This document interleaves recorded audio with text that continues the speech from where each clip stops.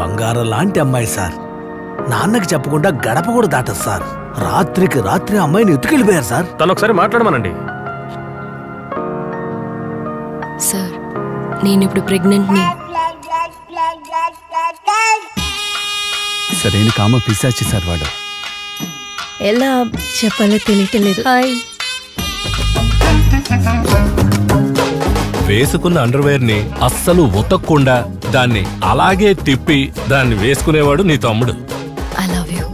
అయ్యో తల పగిలిపోతుందిరా.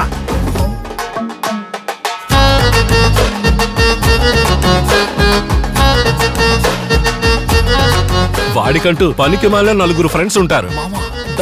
వాళ్లే హెల్ప్ చేస్తారు.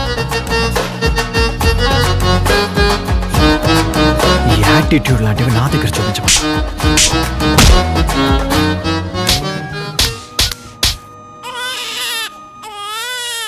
అవును, ఈ బిడ్డ మీకు దొరికింది ఏ ఏరియా? చెత్తకుండీలో ఉన్నారు. నీ బిడ్డ దాంతో పాటు నీది కూడా కడుగుతాను. నా జన్మ ధన్యమైపోద్ది. మీ వల్ల మేము బాగుండాలే కానీ మీకంటే బాగుపడకూడదు. ఎంత జరిగిన తర్వాత కూడా ఆ అమ్మాయి వీణ్ణి బాగా నమ్ముతోంది. ఆ నమ్మకాన్ని కాపాడుకోమని చెప్పు. అసలేమైందో తెలియని స్థితిలో బలి అయిపోయా జరిగిన కథలో. సూర్యుడివై చంద్రుడివై